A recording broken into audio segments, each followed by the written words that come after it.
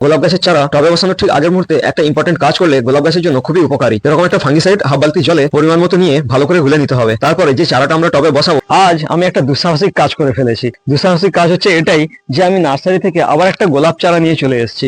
আর গোলাপ চারা আনা আমার কাছে দুঃসাহসিক, তার কারণ হচ্ছে আমার এই ছাদ বাগানে পুরো গোলাপের বাগান ছিল, কিন্তু এখানে এত পরিমাণে হনুমানের উৎপাত, প্রতিদিন হনুমান আসতো আর গাছগুলোকে খেয়ে চলে যেত।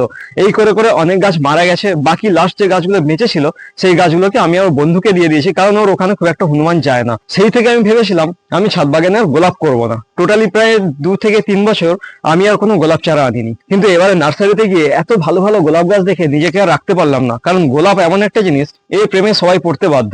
তাই আরেকটা গোলাপ চারা নিয়ে চলে এসেছি। নার্সারি থেকে গোলাপ গাছ তো নিয়ে চলে এসেছি, কিন্তু এখন মেন ব্যাপার হচ্ছে এই গোলাপ গাছ সব থেকে ভালো কিভাবে রিপোর্টিং করলে গাছ খুব তাড়াতাড়ি গ্রোথ হবে, এবং এই একটা নয় পুরো গাছ ভর্তি হয়ে ফুল হবে। অ্যাকচুয়ালি গোলাপ গাছ একটু বেশি যত্ন চাই। এই গাছকে আমরা যত বেশি যত্ন করব, যত বেশি খাবার দেবো, এই গাছ তত বেশি ফুল আমাদেরকে দেবে। তাই এই গোলাপ গাছের জন্য আদর্শ মাটি তৈরি করতে হবে, এবং সেই মাটি কিভাবে তৈরি করতে হয় তার সবকিছু আজকে তোমাদেরকে এই ভিডিওতে দেখাবো। অ্যাকচুয়ালি গোলাপ গাছের জন্য অনেক রকমের পটিং মিক্স তৈরি হয়। কেউ মাটিতে বসায়, কেউ মাটি ছাড়া আলাদাভাবে পটিং মিক্স তৈরি করে বসায়, কিন্তু আজকে মেনলি তোমাদেরকে দেখাবো আমাদের নর্মাল গার্ডেন সয়েল দিয়ে কিভাবে পটিং মিক্স তৈরি করে এই গোলাপ গাছকে বসাতে হয়। তাহলে চলো ভিডিওটা শুরু করা যাক। এই গোলাপ গাছটা বসানোর জন্য আমাকে একটা আদর্শ মাটি তৈরি করতে হবে, যাতে গোলাপ গাছটা খুব তাড়াতাড়ি বেড়ে ওঠে এবং এরকম আরো ভালো ভালো অনেক ফুল পাই। তার জন্য আমি এখানে নিয়েছি নর্মাল গার্ডেন সয়েল, এই যে একেবারে গুঁড়ো করে নেওয়া নর্মাল গার্ডেন সয়েল, মানে দোআঁশ মাটি।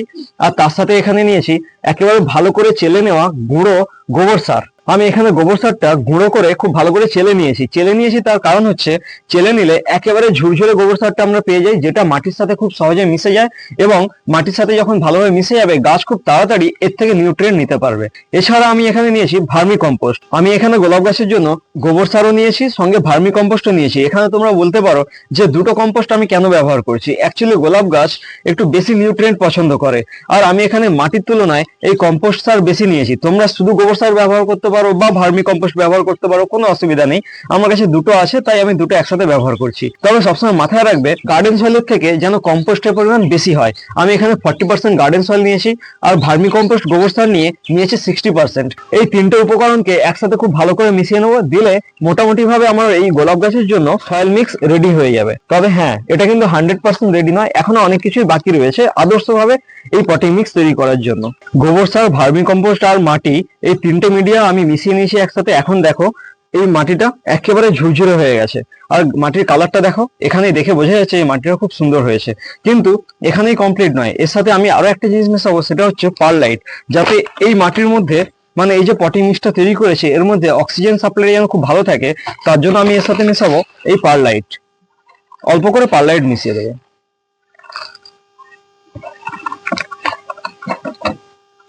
এখন পারলাইট দিয়ে এই সয়েল মিক্সটাকে আবার খুব ভালো করে মিশিয়ে নেব। পটিং মিক্সটা মোটামুটি ভাবে রেডি, প্রায় 70% রেডি। আরো 30% বাকি রয়েছে। তার কারণ হচ্ছে এতে আমি কিছু সার মেশাবো। সারের মধ্যে গোলাপ গাছ সব থেকে বেশি পছন্দ করে হাড় সার, তো আমি এখানে 1 মুঠো হাড় সার মেশাবো। আর ফাঙ্গিসাইড হিসেবে আমি এখানে ব্যাভিস্টিন মেশাবো, কারণ এই গোলাপ গাছে অনেক বেশি ফাঙ্গাস লাগে, তাই এই মাটিতে আমি আগে থেকেই ফাঙ্গিসাইড মিশিয়ে রেখে দিলাম। আর একটা জিনিস মিশাবো, সেটা হচ্ছে এই নিমখোল একটু বেশি করে মিশিয়ে দিতে হয়, যাতে এই মাটিতে কোনো খারাপ ব্যাকটেরিয়া থাকলে সেগুলো যেন গাছের কোনো ক্ষতি না করে, সেই জন্য এই নিমখোলটা অবশ্যই মেশাতে হবে। আর এতে এখন আমরা লাল পটাশ দেবো না, কারণ গাছ আগে ভালোভাবে গ্রোথ হবে, তারপরে যখন গাছে ফুল আসার সময় হবে তখন আমরা এই মাটিতে লাল পটাশ মেশাবো। মানে গাছটা রিপোর্টিং করার প্রায় 15 থেকে 20 দিন পরে ওই টবেই আমরা লাল পটাশ দেবো। আর অল্প করে মেশাবো এই ডিএপি। এরপরে এই পটিং মিক্সটাকে আরো ভালো করে মিক্সড করে নিতে হবে। গোলাপ গাছের জন্য মাটি পুরো 100% রেডি, তোমরা দেখেই বুঝতে পারছো, একেবারে ঝুরঝুরে এবং একদম হালকা। তো মাটি তো আমরা রেডি করে ফেলেছি। এরপরে সব থেকে ইম্পর্টেন্ট কাজ হচ্ছে যে টবে আমরা গোলাপ গাছ বসাবো, সেই টবে ড্রেনেজ সিস্টেমটা খুব ভালো করে তৈরি করতে হবে। এটা একটা 10 ইঞ্চি মাপের টব। টবের এই হোলগুলোতে আমি এরকম ছোট ছোট খোলামকুচি দিয়ে দেবো, এতে ড্রেনেজ সিস্টেম খুব ভালো হয়। এই যে নিচে খোলামকুচি দিয়ে হোলগুলোকে বন্ধ করে দিয়েছি, এখনো কিন্তু ড্রেনেজ সিস্টেম কমপ্লিট হয়নি। এরপরে আমি ধানের তুষ দেবো, এর উপরে তোমরা বালি দিতে পারো, আমি ধানের তুষ দিয়ে দিচ্ছি, এতে ড্রেনেজ সিস্টেমটা খুব ভালো হয়। টবের ড্রেনেজ সিস্টেমটা পুরোপুরিভাবে রেডি হয়ে গেছে। এখন এই টবের কিছুটা অংশ আমি এই পটিং মিক্স দিয়ে ভর্তি করে দেবো। আমাকে এখানে একবার গাছটা বসিয়ে দেখে নিতে হবে যে এই গাছের নিচে কতটা পটিং মিক্স লাগবে, সেইভাবে আমাকে নিচে পটিং মিক্স দিতে হবে। এই গাছটা বসানোর সময় যেন উপর থেকে 1 ইঞ্চি খালি থাকে সেটাও আমাদেরকে মাথায় রাখতে হবে। তাই আমার এখানে নিচে আরো একটু পটিং মিক্স লাগবে। এই গ্রো ব্যাগ থেকে গাছটাকে খুব সাবধানে বের করতে হবে যেন এর মাটি ছেড়ে না যায় বা শেকড় নষ্ট না হয়ে যায়। গোলাপের শেকড় যদি আঘাত পায় তাহলে কিন্তু এই গাছ গ্রো হতে অনেক বেশি টাইম নিয়ে নেবে, আবার এমনকি যদি গাছ গ্রো নাও হতে পারে, গাছ মারাও যেতে পারে। তাই খুব সাবধানে এই গ্রো ব্যাগটা কেটে আমাকে গাছটা বের করতে হবে। এই কাঁচি দিয়ে আমি এখানে গ্রো ব্যাগটা ভালো করে কেটে নেবো। এইভাবে দু সাইড থেকে কেটে নিলে গাছটা খুব সহজে বেরিয়ে আসে।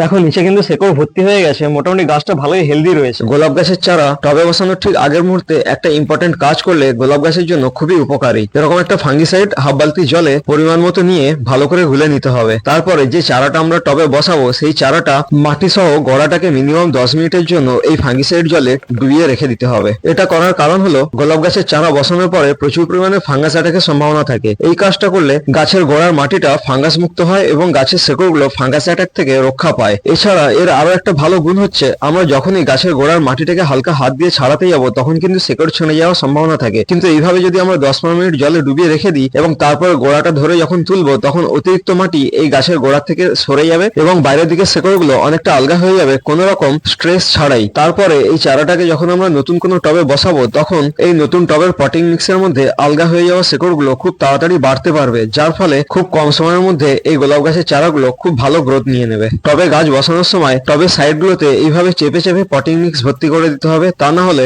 টবের ভেতরের অংশ অনেকটা ফাঁকা থেকে যাবে এবং জল দেওয়ার পরে ওই ফাঁকা অংশটা ফিল আপ হয়ে গেলে টবের উপরের অংশটা অনেকটা খালি হয়ে যাবে। গোলাপ গাছের চারাটা বসানো কমপ্লিট। এখন সব থেকে ইম্পর্টেন্ট কাজ হচ্ছে এই গাছের গোড়াতে পরিমাণ মতো জল দিয়ে পুরো পটিং মিক্সটাকে ভিজিয়ে দিতে হবে। ফাঙ্গিসাইড মেশানো যে জলটাতে এই গোলাপ গাছের চারাটাকে আমরা ডুবিয়ে রেখেছিলাম সেই জলটাই এই গাছের গোড়াতে পরিমাণ মতো দিয়ে পুরো পটিং মিক্সটাকে ভিজিয়ে দিতে হবে।